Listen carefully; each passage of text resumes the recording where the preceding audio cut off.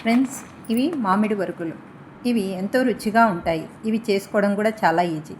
ఇవి ఒక్కసారి తినడం మొదలుపెట్టారంటే ఇంకా ఆపమన్నా ఆపరు, అంత రుచిగా ఉంటాయి. మామిడికాయలు సీజన్లో మాత్రమే దొరుకుతాయి కనుక మీరు వీటిని మిస్ అవ్వకుండా చేసుకోండి. ఇవి ఎన్ని రోజులైనా చెడిపోకుండా నిల్వ ఉంటాయి.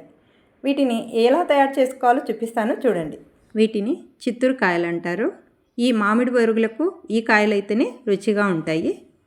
ఈ కాయలను నీటిలో వేసి బాగా కడగండి. ముందుగా కడిగిన తర్వాత వాటిని బయటికి తీసి ముక్కలుగా కొయ్యండి. చిన్న చిన్న ముక్కలు కొయ్యొద్దు, కొంచెం పెద్ద ముక్కలుగానే కొయ్యండి. ఎందుకంటే ఎండిన తర్వాత అవి చిన్న చిన్నగా అయిపోతాయి కాబట్టి కొంచెం పెద్ద ముక్కలుగానే కోసి వాటినన్నిటిని ఒక గిన్నెలో పోసుకొని, మనం మామూలుగా మామిడికాయ ఉప్పులు కోసుకొని తినేటప్పుడు ఉప్పు కారం చల్లుకొని తింటుంటాం కదా, ఆ విధంగా ఉప్పు కారం చల్లి వీటిపైన బాగా కుదించండి. ఆ ముక్కలకు ఆ ఉప్పు కారం బాగా పట్టుకుండేలాగా బాగా కలిపి వాటిని మూత పెట్టి ఒక 2 గంటల సేపు ఊరనివ్వండి. 2 గంటల తర్వాత ఆ ముక్కలను ఒక ప్లేట్లోకి పోసుకొని ఎండబెట్టండి. ఒకవేళ అందులో కనుక మీకు నీరు ఊరినట్టయితే ఎక్కువగా ఆ నీరు పడేయద్దు. ఆ ముక్కలు ఎండిన తర్వాత సాయంత్రం తెచ్చి మళ్ళీ ఆ నీటిలో వేసి కలియపెట్టండి. అంతా ఆ నీరు బిగించుకుంటాయి ముక్కలు. మళ్ళీ ఎండబెడితే సరిపోతుంది. ఇవి ఒక రోజులోనే బాగా ఎండిపోతాయి.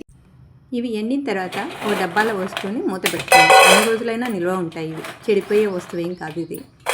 వీటిని చప్పరిస్తూ ఉంటే చాలా రుచిగా ఉంటాయి. ఒగరుగా, ఉప్పు ఉప్పగా, కారం కారంగా ఎంతో రుచిగా ఉంటాయి. ఓకే ఫ్రెండ్స్, వీడియో నచ్చితే లైక్ చేయండి.